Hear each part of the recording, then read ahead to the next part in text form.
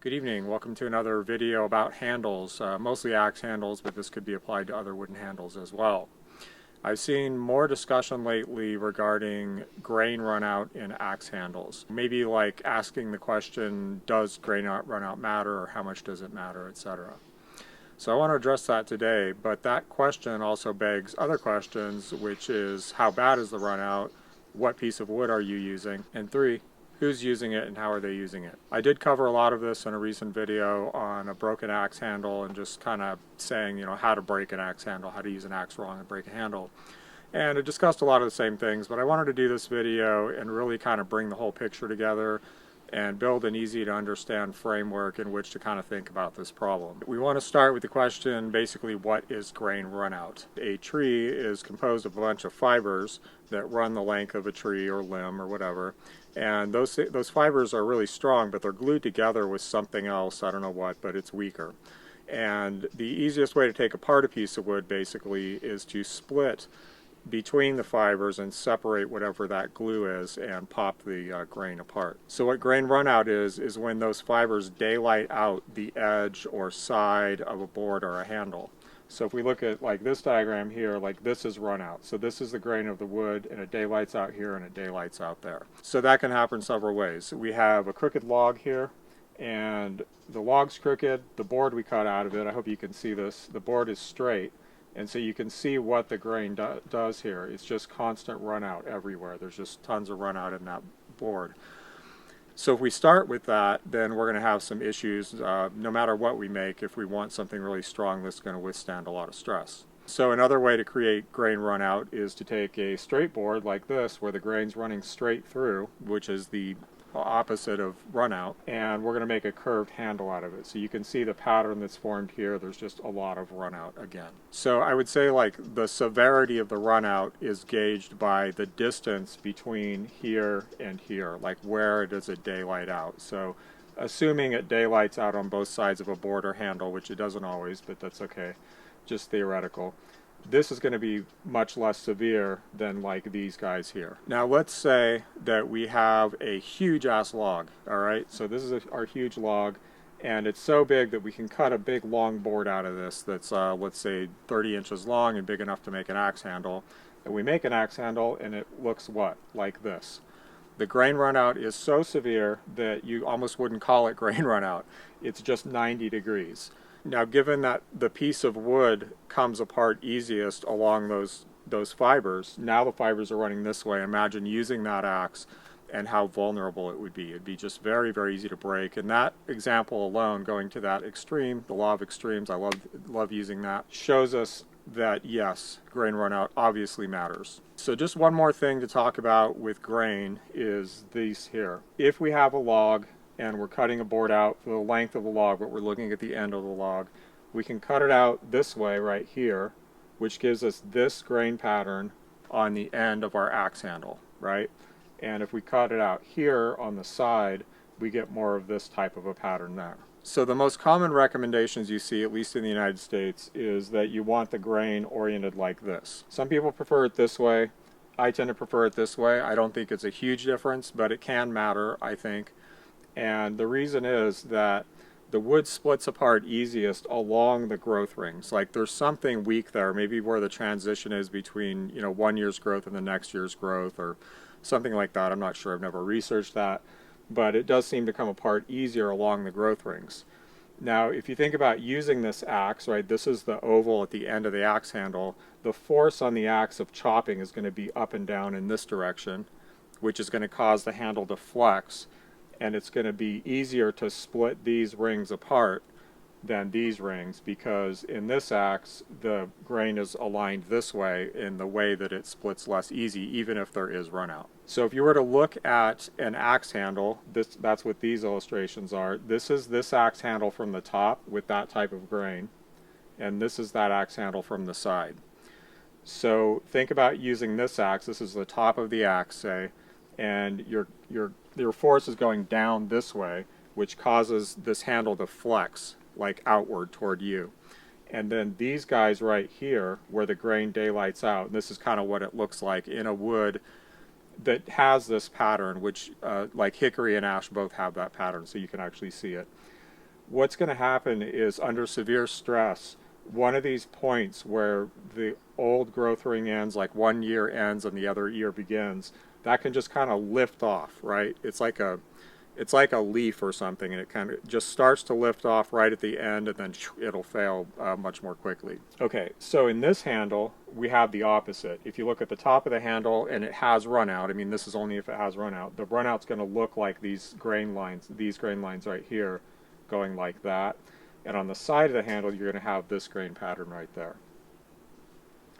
Now, obviously, you could have an axe that's anywhere in between that where the grain is diagonal, and you could just kind of imagine taking this handle in either one of these and just turning it a little bit, and they would be similar with like a diagonal grain pattern. I would say that if you're using an axe to chop straight down, this is probably weaker than that, typically, just on average. However, an axe is subject to a lot of different stresses, right? It's also subjected to side stress. I'll link a video right here that talks all about that. Axe handles actually frequently break from side impacts. For instance, this axe, which I'm going to show you in a minute for other examples. When I got this axe at a thrift store, it had that exact break, and it's separated off a little bit. Off the side, and there was just like this little slab, but it hadn't broken all the way. And if I remember right, I kind of willed it down and drove the axe head on further to kind of pinch it under there, and then I wrapped it and stuff, and it has managed to hold up. It's not as simple as like this is always stronger, and that's always weaker. And there's other people who are probably argue other points about that. Feel free to leave comments and everything, but that's my take on this in general. Okay, so now on to the next factor, which is how tough is the piece of wood. By tough, I mean in this case how resistant is it to these fibers splitting apart. You could also say like how strong is the glue, or maybe the fibers in a stronger piece of wood are slightly more knitted together or intermeshed or something. I'm not really sure how it works. It's just that's how it is. I can't personally tell that by just looking at and picking up a piece of wood. I don't think it equates completely to density. And so like just say pick the densest axe handle, it's going to be tougher, or like grain width. So like how wide is the space, like how big are the growth rings? Are they really, really tight together? Or are they bigger? I don't think that toughness necessarily can be just judged by those factors looking at a handle. So that's kind of a crapshoot, and I kind of tend to go by intuition and feel. I do want a dense piece of wood for sure. If I pick up an axe handle and it's super light, I'm usually going to avoid that one. This is a great example right here. I've showed this axe in multiple videos talking about this, and you can see the grain on this has some pretty severe runout. Yet this thing has been abused by people before I got it. I've used it a lot. I've let other people use it. Like if there's a female around that's typically going to be a little shorter and smaller than me that wants to play with an axe, this is the one I'm going to give them because it has a little bit lighter head and a little bit shorter handle. It's still going strong even with this split up here, right? It split the slab off the side that was just hanging there, but it didn't break all the way. So for whatever reason, this is a tough piece of wood. So that's another factor. I wish there was a way we could just vibe that out and look at a piece of wood and tell it for sure, but yeah, I don't know. Can't do that personally. The third factor is who's using the axe and how are they using it, like technique and all that. Since I've already covered this, I'm not going to talk about it too much, but I'm going to link the video right here that I talk about it more, and then again I'm going to link it right at the end of this video so you can just click on that and watch it. But basically, if you have a heavy-handed technique, you're going to stress the handle a lot more. And if you're chopping right and you have a good physical efficiency, it's going to be easier to use the axe. You're going to get more work done for the amount of energy you spend, and it's also going to be much easier on the handle. The two things kind of basically that you don't want to do is you don't want to take a death grip on the axe, and you especially don't want to take a death grip and then hold that death grip while you're following through with the cut. And you want to throw, whip, or fling the head of the axe into the work with the handle. Like think of it, it's almost like a whip or something. You're just using it to kind of snap in there. A lot of people just intuitively think, and also there's this stuff about like using an axe being similar to boxing, which I pretty much disagree with as far as I can tell. It doesn't quite make any sense, that you need to follow through, right? So there's this thing like if you punch someone, you want to punch at the back of their head, not the the front of their head. And this just kind of mentality and this kind of gung-ho mentality that like axe work is this difficult thing and it just requires a lot of muscle, and that's what it's about. It's about like brute force, and it's not. Good chopping is graceful, you know, it's energy efficient. Over time, as you become better and better, the things that you're doing with your body, the muscle tensions and the work that you don't need to do, just slowly they keep falling off until you get dialed into like a very efficient chopping mode. And that is not taking the axe, getting the death grip, hitting the wood, and then trying to drive the axe through the wood. That's just going to wear you out, and it puts more stress on the handle. Again, watch this other video, and I'll talk about that a little bit more. So just real quick before I end this, I do want to address the boxing thing.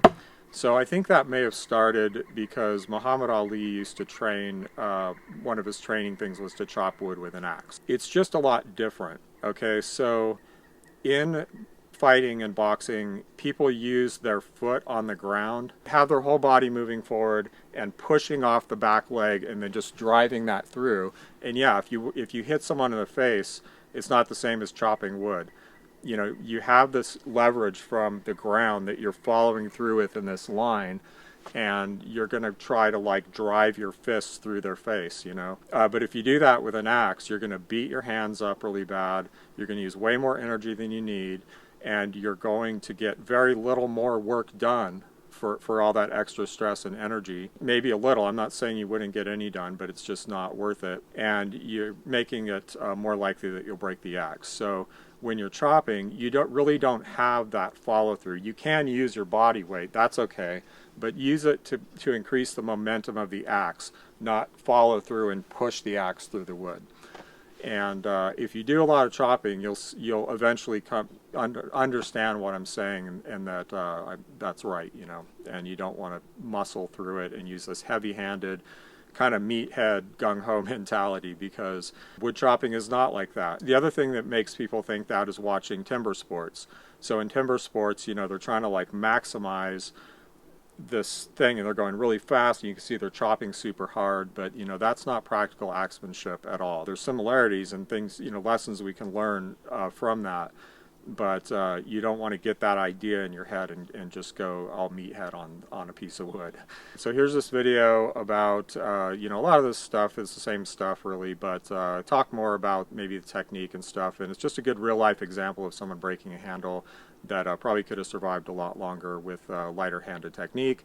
And here's a playlist of just a bunch of other axe videos you could learn a lot from. And happy chopping and stay safe. These things are dangerous.